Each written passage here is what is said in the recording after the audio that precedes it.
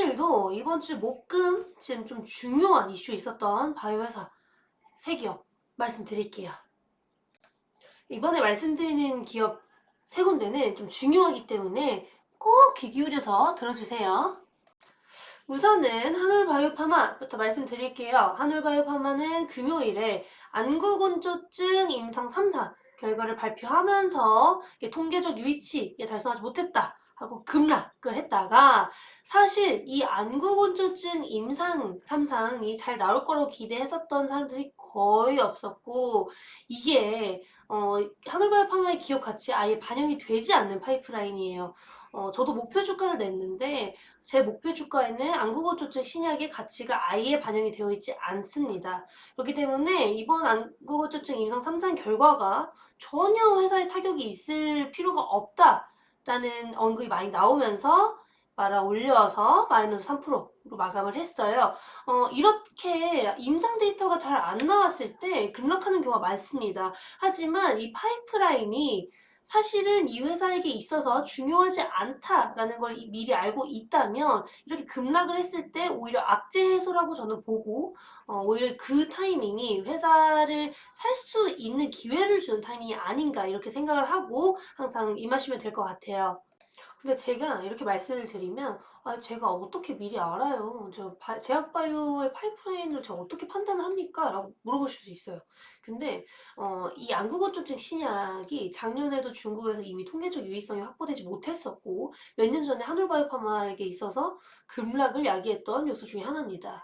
그렇다 보니까 이게 아시겠지만 이미 기대를 하고 있었던 사람이 없어요. 그리고 이 회사의 가치에 포함을 시켜서도 안 되는 그런 파이프라인이었다. 그래서 저도 안 시켰어요. 자글바이오파마의 핵심 파이프라인은 바토클리맙이라는 FcRN이라는 항체를 타겟하는 자가면역 질환 치료제고, 임상 3상이 아주 잘 진행이 되고 있고, FcRN을 타겟하는 자가면역 질환 치료제들이 최근에 엄청 관심을 많이 받고 있습니다. 알제넥스라는 회사가 있어요.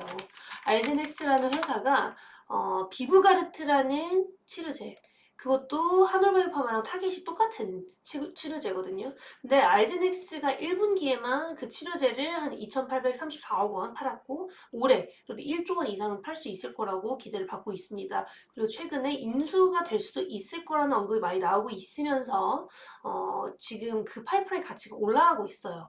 그러니까 알제넥스는 그 파이프라인이 시판이 되고 계속 고고행진을 하고 있는 거고, 그 가치가 올라가고 있는 것이겠죠. 거기에 더불어서 그 바토클리맙의 타깃이 FcRN이라고 말씀을 드렸지 않습니까? 근데 FcRN이 아무래도 적응증 확장을 더 많이 할 수가 있어요. 자가면역 질환 치료제들은 보통 여러 가지 적응증을 갖게 됩니다. 여기서 적응증이라고 하면 치료할 수 있는 질환이 많아진다는 뜻이에요. 그렇다 보니까 업사이드가 굉장히 크다라는 것이죠. 그래서 한올바이오파마의 바토클리맙, 미국 가치를 갖고 있는 이뮤노반트의 주가는 계속 올라가고 있고, 지금 거의 4조 원에 육박하는 시가총액을 유지하고 있습니다. 그런데 우리 한올바이오파마는 왜 이렇게 못 오르냐? 사실 한올바이오파마가 이제 좀 많이 오르려면 이뮤노반트가 출시를 해야 돼요. 이뮤노반트 출시를 하게 되면 그 매출액의 한 10%에서 15% 정도는 한올바이오파마한테 인식이 될 거예요, 앞으로. 그렇다 보니까 이뮤노반트가 고고행진하고 시가총액이 커질수록 한올바이오파마의 가치가 올라가는 것이 맞긴 합니다.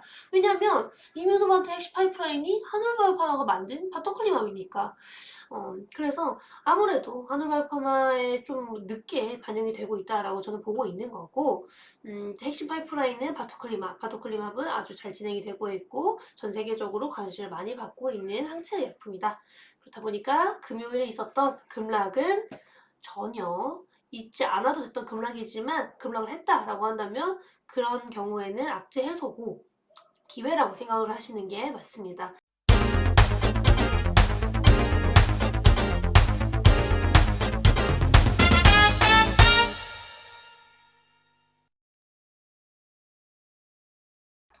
이번에는 진시스템 또 말씀드리겠습니다. 진시스템도 최근에 좀 좋은 주가 추이를 보여주고 있고, 금요일에 또 한번 상승세를 보여줬는데요. 제 가장 큰 이유는 2대 주주인 에버그린 파트너스가 지분을 전량 블록딜로 넘겼습니다. 사모펀드 한 두세 군데에 넘겼다라고 아시면 될 것 같고, 이렇게 오버행이 해소가 됨으로써 악재 해소가 됐다라는 판단 하에 한 번 더 상승세를 보여준 게 아닌가 그렇게 보고 있는 상황이고요. 이제 다음 주쯤에 대표단이 인도에 한 번 더 출장을 가면서 인도 정부 입찰 관련해서 마무리가 될 수 있을 거다라는 언급이 많이 나오고 있습니다. 거기에 5월에 만약에 입찰이 확정이 되면 프로세스가 제대로 잘 끝난다는 가정하에 6월에는 확정 공시를 볼 수 있을 거예요. 이제 진 시스템이 인도와 계약을 하고 인도한테 발주를 받는 직접적인 회사는 아니지만 파트너사인 인도 기업이 저희한테 발주를 내게 되면 그 계약 공시는 저희가 내야 됩니다. 왜냐면 작년 기준으로 매출액이 37억 원밖에 되지 않기 때문에 공급 계약을 받게 되면 공시를 다 해야 되는 거죠. 그게 이제 6월 정도로 얼마 남지 않은 상황이다. 그래서 그런 모든 좋은 이슈들이 남아있는 와중에 악재 해소까지 있었으니 조금 더 긍정적인 주가 흐름을 더욱 볼 수 있지 않을까 그렇게 보고 있고요. 아직 진 시스템이 1,000만 대 정도밖에 진단키트를 만들 수 없어요. 1,000만 대 정도밖에 만들지 못하고 그렇기 때문에 연내 증설을 한 번 더 할 수 있을 거다. 3,000만 대 정도까지는 그래도 해야 할 거라고 보고 있는 상황이고 현재 현금 230억 원 정도 보유하고 있어서 그 정도는 충분히 가능하지만 만약에 자금 조달을 하더라도 뭐 12를 찍는 정도지 유증이나 그런 뭐 나쁜 자금 조달 방식은 이용하지 않을 거라고 보고 있습니다. 이제는 공급 계약 공시만 기다리시면 됩니다. 뭐 정확한 시간, 뭐 날짜는 모르겠지만 입찰이 확정된 지금 제일 중요한 거는 공급 계약 공시다 이렇게 보시면 될 것 같고요. 그런데 사실 인도 공급계약 공시가 왜 6월에 나올 거냐라고 물어보실 수도 있어요. 물어보실 수도 있는데 제 나름대로의 생각은 최근에 타타임리라는 인도 입찰 확정 3기업 중에서 한 군데인 타타임리가 이렇게 TB 결핵 쪽을 추가했습니다. 원래는 이게 암종 위주의 진단 장비를 갖고 있던 회사인데 결핵 쪽을 최근에 오피셜 사이트에 업데이트를 했고 이 진단 장비가 있잖아요. 진 시스템의 옛날 자료입니다. 옛날 자료인데 IR 자료에 있는 진단 장비와 동일하죠. 동일하고 이게 진 시스템의 장비를 OEM, CDM으로 갖고 오는 기업이 타타임리가 아닐까. 그리고 이제 타타임리 같은 경우에도 이번에 오피셜로 여기 사이트에 올려놨기 때문에 이제 슬슬 그 공급계약 공시 그리고 발주가 앞당겨진 거다. 그렇기 때문에 6월에는 기대해볼 만하다 이렇게 보고 있습니다.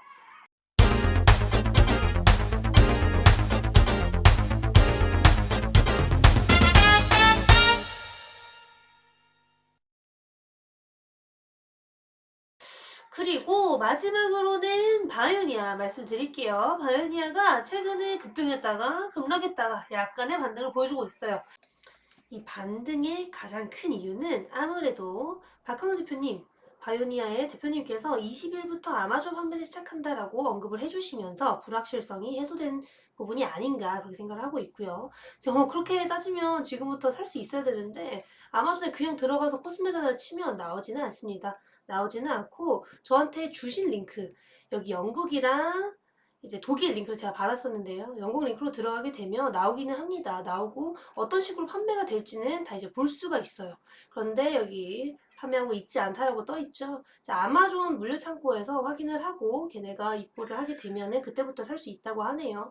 자, 아무래도 이게 주말이라서 안 되는 건가 이런 생각을 하는데 여전히 시스템 안정화가 조금은 필요해 보이고 월요일부터는 그래도 살 수 있지 않을까. 그럼 내일부터 한번 출시되는지 확인해 보는 게 제일 중요할 것 같습니다. 이게 3개월치가 한 병이라서 3개월이 지나야 제대로 된 효과를 볼 수 있는 건데 머리카락이 하나당 빠지고 자랄 수 있는 횟수가 정해져 있다고 하잖아요. 그러니까 그런 부분에 있어서 안 빠지게 해준다는 거는 이제 머리를 지킬 수 있기 때문에 이게 빠지는 게 없어지면 그거보다 자라는 속도가 빨라져서 상대적으로 탈모가 많이 완화되는 효과를 볼 수 있다는 거죠. 그래서 알츠하이머 치료제 같은 것도 아밀로이드 베타라는 단백질이 막 뇌 쪽에 쌓이면서 알츠하이머가 심해지는 건데 치매가 심해지는 건데 그런 아밀로이드 베타가 축적되는 거를 막아주면서 지연시켜주는 거거든요. 그런 비슷한 관점으로 보시면 될 것 같고 이제 아마존에는 이런 식으로 판매가 시작될 거다라고 보시면 되는데 여기서 제가 조금 더 찾아봤어요. 레딧이라는 곳 레딧이라는 외국 SNS에 들어가서 코스메르나를 쳐봤는데 여기에 사람들이 너네 코스메르나 살 때 몇 번째인지 알려줘 이런 게 있어요. 그래서 몇 개 정도가 팔렸는지 볼 수 있는 그런 게시글이라고 보시면 될 것 같고 어쨌든 최소 1000개는 팔렸다. 그렇게 봐주시면 될 것 같습니다. 뭐 1500개라고 하시는 분들도 있고 이게 뭐 숫자가 다를 수는 있는데 어쨌든 그래도 몇천 개는 팔렸다라고 보시면 될 것 같고 지금 이태리에서 사시는 분이 있어요. 이태리에서 사신 분이 7일 만에 코스메르나를 받았다고 하시고 다 이제 이렇게 후기 인증을 보여주고 있는 상황입니다.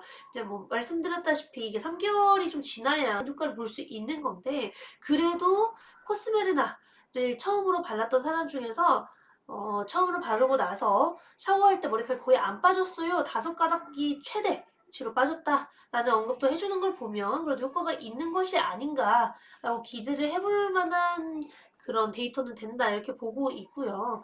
어쨌든 자사몰보다 훨씬 더 중요한 아마존 출시가 임박되어 있고 아마 바이오니의 입장에서는 코스메르나 관련된 것들이 좀 처음이다 보니까 시스템이나 유통 관련 프로세스에서 안정화 문제가 좀 있었다는 점이 급락을 유도했던 것이고 이제는 그런 게 어느 정도 안정화가 되면서 투자를 하면서 개선할 수 있는 상황이 아닌가 저는 그렇게 보고 있습니다.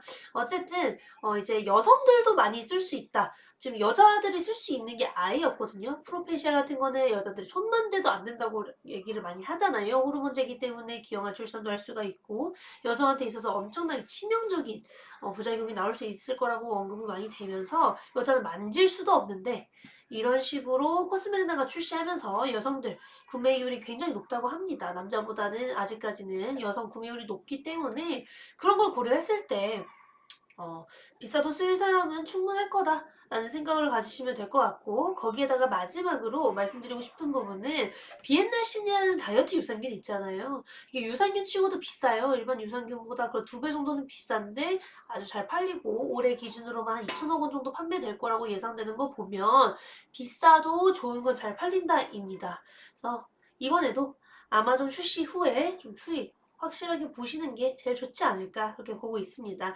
이제 바이오니아 같은 경우에도 하반기에 증설을 할 수도 있어서 그런 부분 염두에 두시면 좋을 것 같아요.